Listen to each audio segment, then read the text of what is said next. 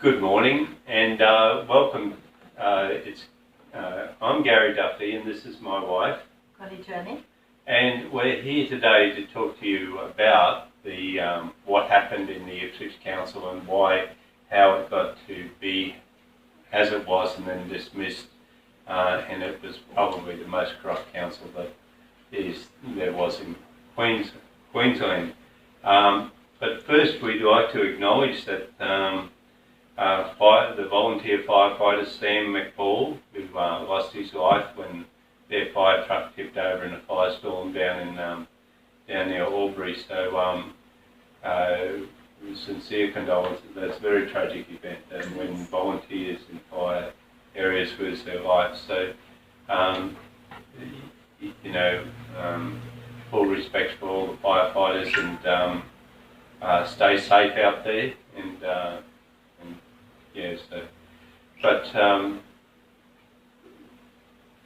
Connie and I started this journey into the dismissal of the Ipswich City Council in 2014.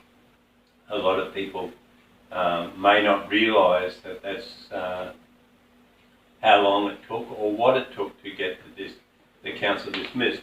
What you see behind us here is all the research and all the paperwork that Connie and I have gone through, paperwork that we put into the Queensland Parliament, paperwork that we put into the Queensland courts, and paperwork that we put into the Crime and Corruption Commission.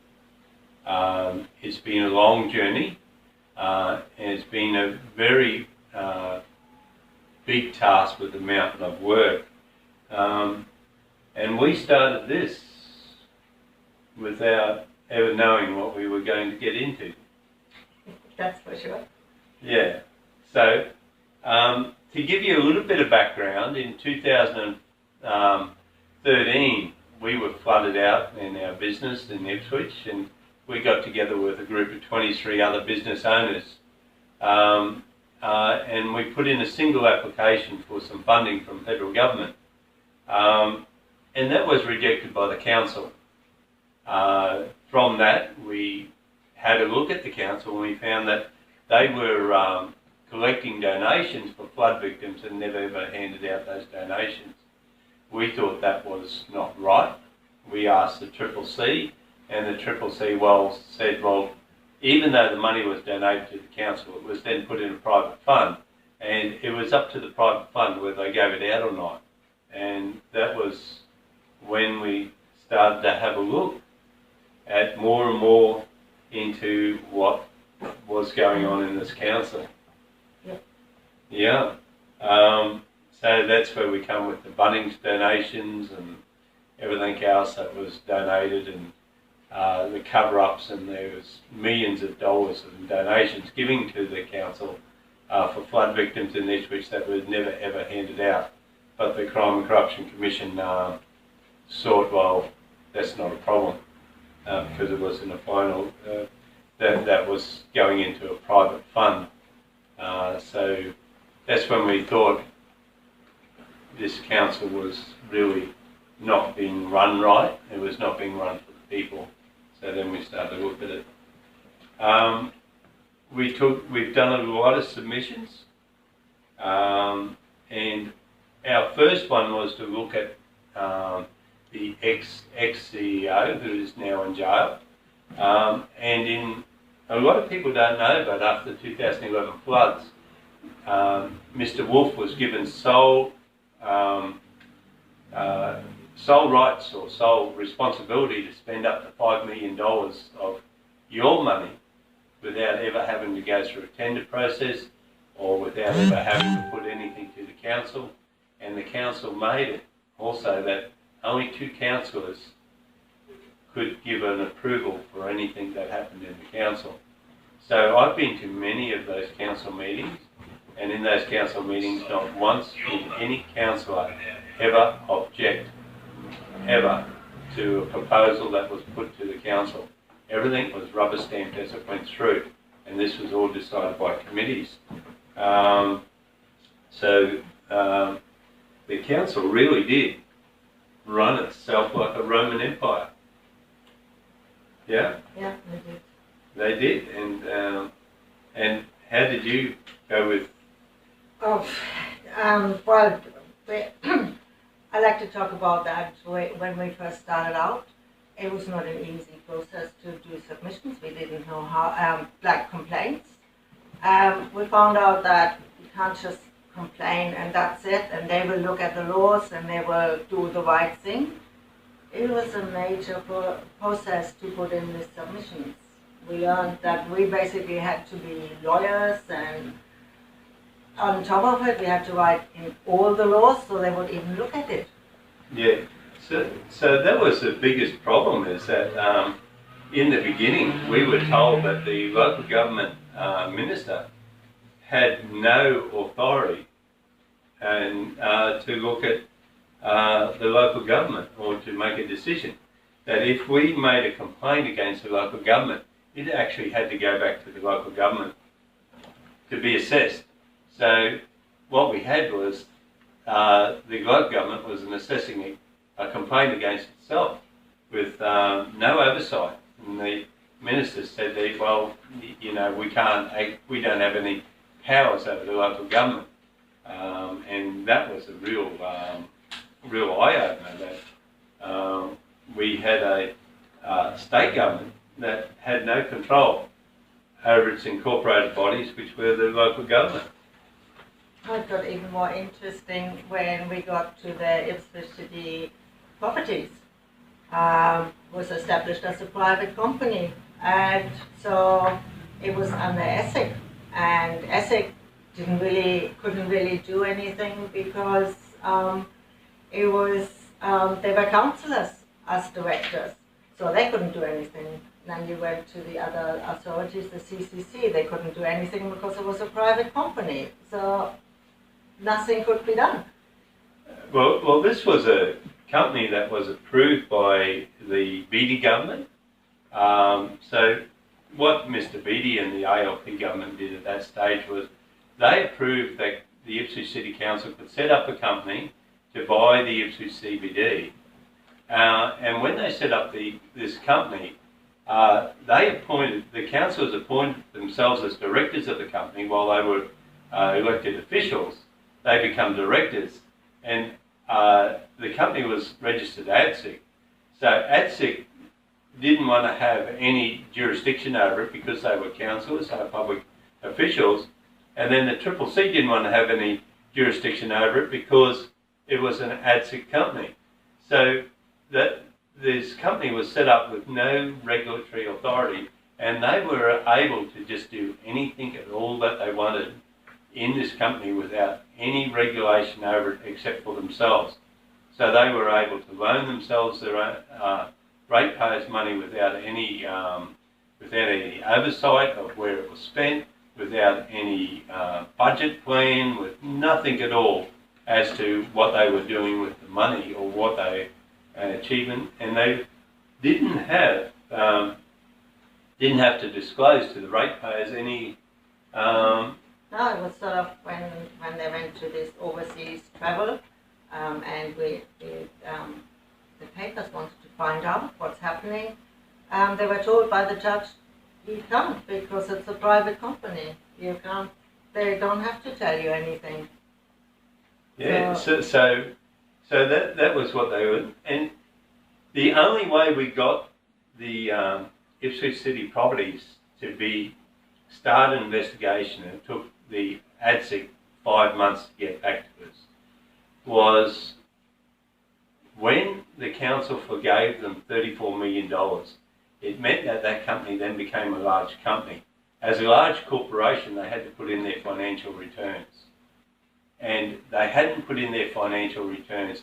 And that was the first chink in the armour of this corrupt council that we were able to penetrate into. And once we got our chisel into the rock of this corruption, we were able to open it up. So by law, then this company then had to put in a financial return to ATSIC, which enabled the media then, or the rest of Australia and the residents of Ipswich, to see just how bad this company was being run. And that was our first real door opener, wasn't it? Yeah. We also have to acknowledge the people that helped. I mean, one of them was Rob Pine. Yeah. When he tabled the complaints in Parliament, which was, it was just fantastic. Mind you, I went with a group of ratepayers to see the Speaker of the House, Mr. Wellington, because he didn't want to release, he thought it was scandalous, he wouldn't release the papers. So we had to talk to him, and after that they got released. There was a lot of blackouts in there, but they got released. So that was fantastic. Yeah. He really helped. And then from there on, we're still working on it. The Ipswich ratepayers did a lot of work as well, association. And yeah, fantastic people that helped, and we got us started, and we could attack, basically have complaints everywhere. God, I've never written so many complaints in my life. Yeah, well, that was it. And Rob Pine, who was a member for Cairns, was the only one who really had enough guts to actually stand up to the corruption in Queensland. And by God, didn't they come after Rob? They attacked him. I remember one time in Parliament that he was going down for the ring of bells and got into the lift, and he got attacked on the way while he was in the lift. They were trying to force him not to table papers. And this is a man that's in a wheelchair. Yeah, so this is a man in a wheelchair being attacked in an elevator on the way down into the parliamentary chamber. From then on, he had to have someone with him all the time. But that's the price we paid. And then Jimmy Godrell, we went into Parliament, and we had a group of us with the QOLRA. We stood outside Parliament, and we gave a media interview. And then the very next week, Jimmy Godrell was singled out and bashed in the bush. For a long time there, we were checking under our cars for car bombs. So every morning we'd go out and we'd check under our car to make sure that we weren't going to be explode as we started the car. So it was very real, the situation that we were in Ipswich. The corruption was very real. The thuggery was very real, and the attacks against us personally were very real. And a lot of people may not know that we went through quite a bit with that. But we also involved with, you mentioned that before, the QOLRA. Yes, you might explain what that is. Well, the QOLRA was a godsend to Connie and I. We were approached after the 2016 election, and they said, you might want to come along to one of our meetings. So we drove up to Toowoomba and went to a meeting up there, and we met a like-minded group of people who were passionate about the community, were passionate about residents' concerns, and were passionate about having a balance in the system of local government. And that was a real godsend to meet these people. And I'm on a committee of member of the QOLRA, which if I get elected, after I officially nominate to be a candidate, I have to resign from it. So that's how good this organisation is, that it will not allow this elected members or people using it as a political tool. So that's a really good organisation, great people. In 2018, we hosted the QOLRA annual conference in Ipswich, and they all attended here. We went out, and they all come here and they spent money here, and our city, and it was real good to have them here. Now, a lot of you might not understand some of the processes that we went through. We started off with e-petitions. Yes, we had a lot of e-petitions. Well, the first one obviously about the dismissing the council. But what else do we do? We also had, I lost my paper. Really lost my paper. We had e-petitions against incinerators. I mean, this was another very much of our passion, the environment and the landfills. We talked to, when the council was still there, we talked to Kerry Silver and Scott Blanchard from the Department of Environment. We wanted to get some monitoring. There was no monitoring of the air. There was basically, that's all left up to the landfills, and we thought that that's just not right, especially with the high respiratory lung cancer rate in the suburbs around the landfill. We thought that we needed to have some monitoring. The lung cancer rate around the landfill is about 50? 48% higher than the Australian average. So 48% higher than the Australian average, and the monitoring is left to the landfill companies to monitor. And we actually found out that there's no monitoring off-site. They only monitor what they do on site. There's no monitoring of what comes off the site, what goes in the creek, and that's been found to have PFAS in it now. Yes, and there's also, each application is by itself evaluated, but there's no overall evaluation. I mean, we have so many landfills there already, and we're adding to it, and that's not at all taken into consideration. So we complained about that to the Department of Environment, to the ministers. When the new administrator of Ipswich City Council came in, we told him all about it. He was actually very good.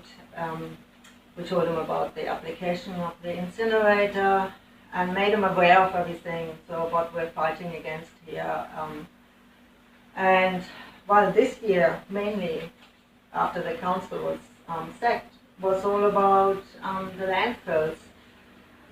We certainly have gone into it. We're actually involved into appeals via the correspondence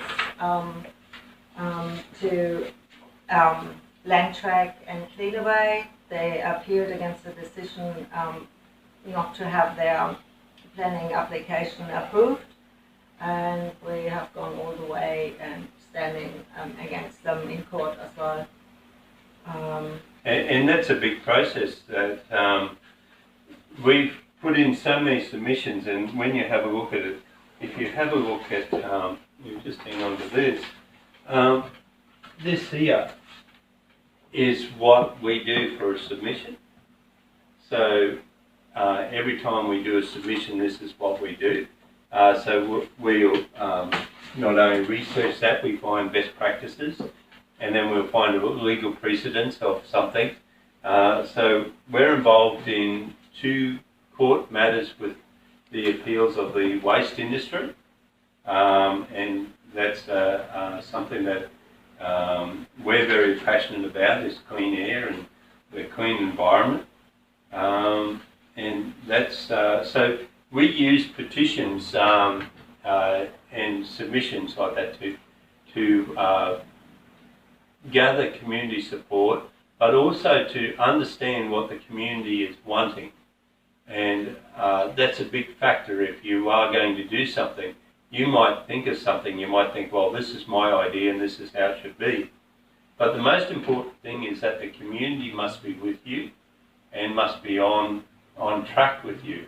Now, we did do a petition up for Deebring Creek Mission, and Deebring Creek Mission was a very particular petition. We got over 7,000 signatures saying that the government should buy back Debrin Creek. And we had to, when you do a parliamentary petition, it's not the same as you do a change.org petition. With a parliamentary petition, everything has to be based on fact, it has to be based on the law, and it has to be based on in that you do not deceive someone into signing a petition. And only in a parliamentary petition, you can only sign a parliamentary petition once. So the Debrin Creek petition was very particular. What we had to do was we asked our local MP who would help us, which was Joanne Miller, MP, and we got a research brief done by the Parliament on Debrin Creek. So that verified the facts of everything that we need to put in the petition, and the petition was quite clear that Debrin Creek should be taken back by the government off the developers and given back to the sovereign landowners of the area. Now, how we got to that was very particular. That in 2006, the Ipswich City Council did negotiate a deal with a group of people who were really not sovereign to Ipswich, and that they called it an MOU.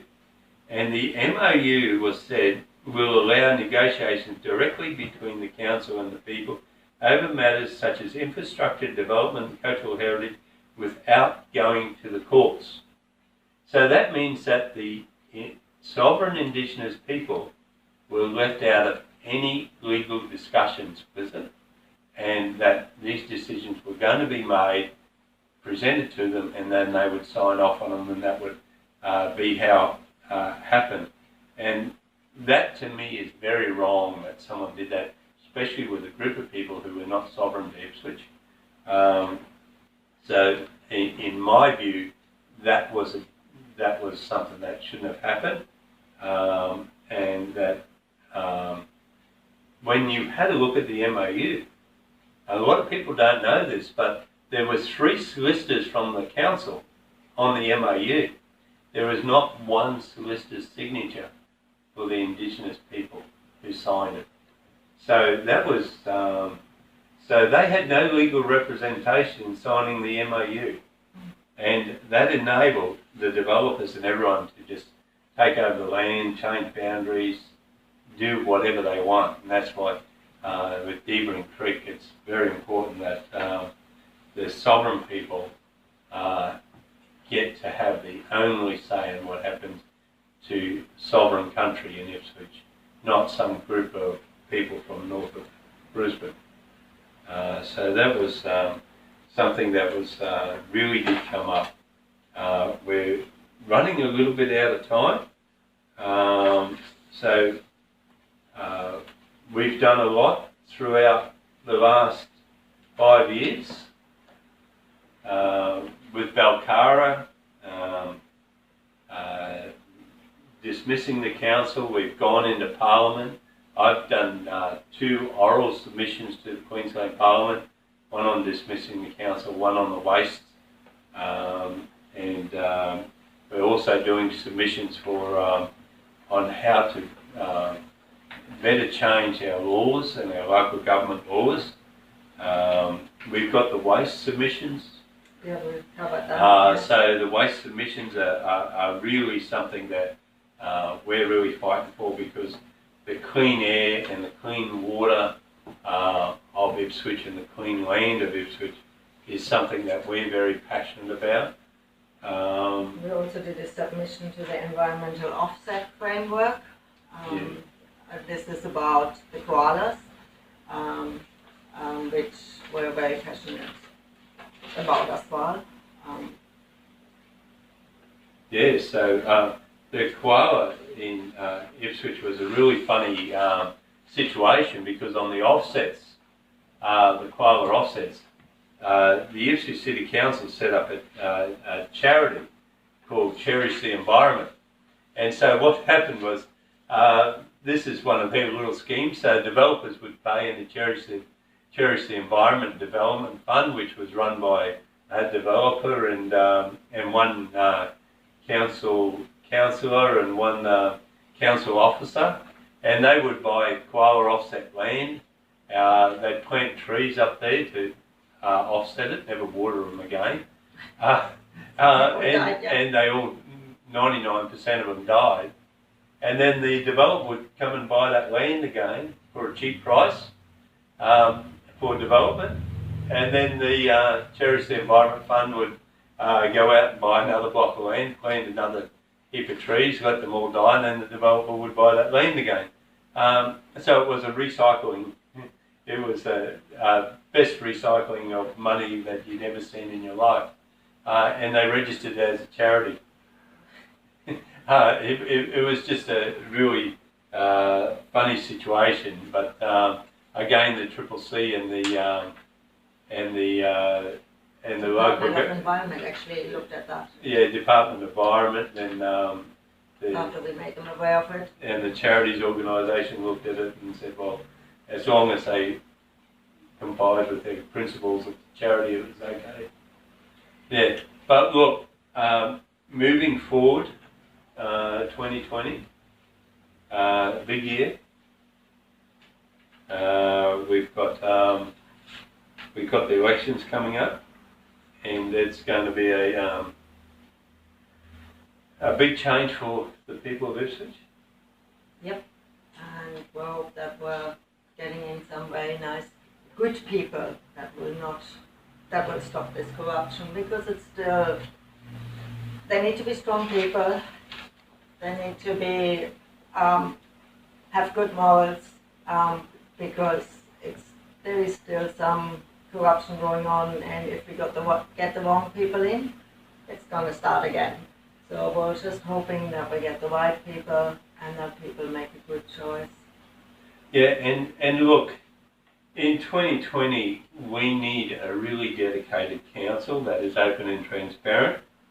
And this means that the decisions made in the council are for the benefit of the residents of Ipswich, the ratepayers of Ipswich, the better economy of Ipswich, and the better environment of Ipswich. So when you come to choose in 2020 your new council in Ipswich, we've done a lot of work. As you can see, it's taken a lot of effort to get us here to this stage where we've been able to get a council where Mr. Chimello has cleaned out all these corrupt policies or most of them that he's found.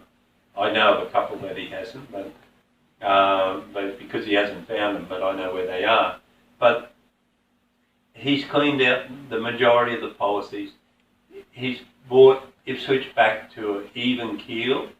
So we're very balanced at the moment, but if we get the wrong councillors in there, if we get people who are aligned to all these organisations and developers and everything else, you are going to end up with exactly the same as what we've just got rid of. And you need good, strong people to represent you in the community, to represent you on a clean environment and a healthy environment.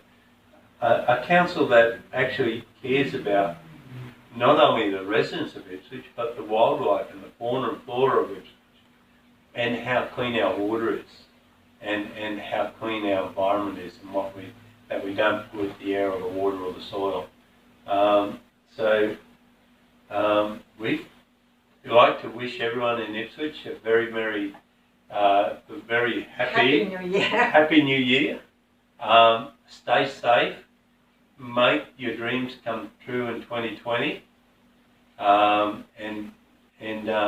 Please, we ask you to look at your candidates really carefully in 2020 and vote for a really good council, councillors who are passionate about your environment, about your division, and who are willing to talk to you and represent you. So, look, have a very happy New Year, and stay safe. Don't drink drive, and certainly look out for bike riders. Thank you.